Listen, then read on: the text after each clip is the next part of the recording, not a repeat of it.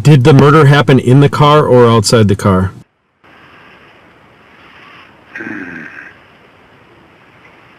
I think it happened in the car. And what was the weapon that you used? I guess I had a fillet knife. And how were you able to access that? Was it in your car? Yeah, I did a lot of fishing, and it was always in my visor. Right above your seat? No, about the passenger seat. Did you get rid of the weapon or did you hold on to that knife afterwards? I threw it away. Where did you throw it away? Well, near where I used to live, it's like a little swamp area. I threw it into the water. By Pine City? Yeah. I could probably show them where it's at, but I'd have to remember how to get in and out of the place. I never thought anything would be traced back to me. It was just the way I was thinking. And you don't remember anything that Mary Schleiss said or did? No. You were wearing a hat at the time, a stocking cap, that got left behind at the scene? Yep. Did you know at the time that you had left it there? I didn't know I left it there until I saw the pictures. And when you saw the pictures, did you recognize that it was your hat? Yep. Yes, I did. It was a black stocking cap with multicolored stuff on it. The victim was wearing a fur coat and a purse. They were never able to find those. Do you remember what you did with them? I don't remember any of that stuff. Had you ever picked up hitchhikers before? No. No. Did you ever pick up a hitchhiker after that? No. No. I don't know. I was going somewhere. To this day, I cannot remember why I was in that area. I don't know. But I used to just get in the car and drive around all the time, go places. Oh, I remember she was hitchhiking and I picked her up. I don't remember if I was on a main road, a gravel road, or whatever. See, what I thought I did, I picked this girl up, I asked for sex, and she said no. And I stabbed her and put her in a snowbank. And while I was doing that, some car blew up behind me. And I thought I was caught. The next day in the newspaper, the guy described my car, but it wasn't my car.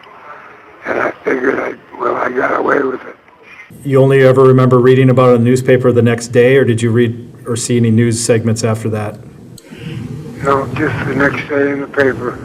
They described the car as a late model orange or gold compact car. No. I was driving a 72 blue Gremlin. Okay, and so that eyewitness just somehow got the description wrong, huh? It had to be. The eyewitness actually gave a description of you saying that you had medium long auburn hair and a thick mustache. Would that have been true in 1974? Yeah. And you had red hair or auburn hair? Oh, it's dirty blonde, yeah. And were you about 6 foot tall, 180 pounds or so? Yep, that's right. Did you ever go back to that part of Wisconsin after this crime? No, Was that intentional? I have no idea. It's out of my mind. How often did the crime pop back into your head? How often did you think about it over the last 50 years? Hardly ever. And why do you think that is? Maybe I'm cold. I think I am cold-blooded. Maybe I have no feelings. I have no idea. Do you think that there are other people like you out there who've done something like this and just forgot about it after they did it? Never thought about it again? I imagine there are people like that, yep. Did you ever tell anyone what you did or talk about it at any time? No, Committing this murder, did it affect your life in any way over the last 50 years after it happened? no, no. When some people hear you say that, they're probably going to think that you are cold-blooded. Yeah, I imagine I am. Do you feel bad for Mary Schleiss? Yeah, I do. Do you feel bad for her family? Yes, I do. But you don't think it'd be worth saying anything to them? No, I don't think anybody wants to go through any of that feelings or anything like that again. Well, I don't know what I could say, because it's already done. I think everybody they should just forget about it. Well, I know they can't, neither can I, but I don't know what else to say.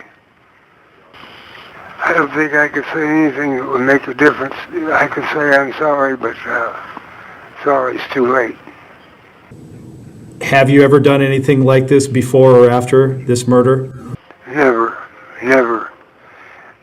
And I didn't believe that I did what I did until they showed me the pictures, and then I saw what I actually did, and I was overwhelmed that I could do something like that. Well, I didn't. I figured I didn't do all that. How do you say it?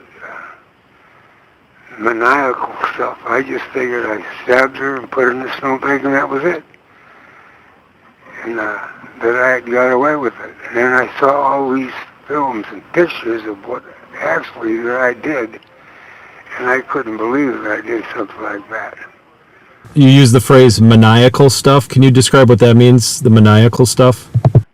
I must have been crazy, mad, nuts. I don't know.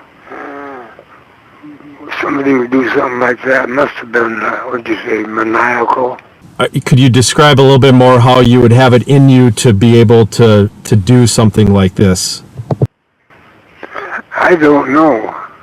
I have no idea. I still can't believe that I did something like that until they showed me the pictures.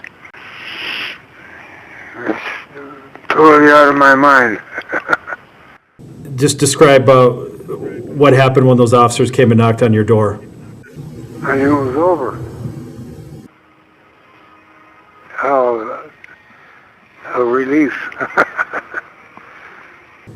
As far as your court case goes, do you plan on going to trial or do you plan on pleading guilty? Guilty. And why is that?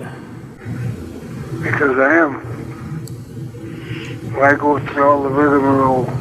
I'm going to plead guilty because I know I am. Why go through all the mess? Put me away for the rest of my life. All right. Well, Mr. Miller, that's all I need. Okay. All right. Well, we'll probably see you at the court hearing. All right.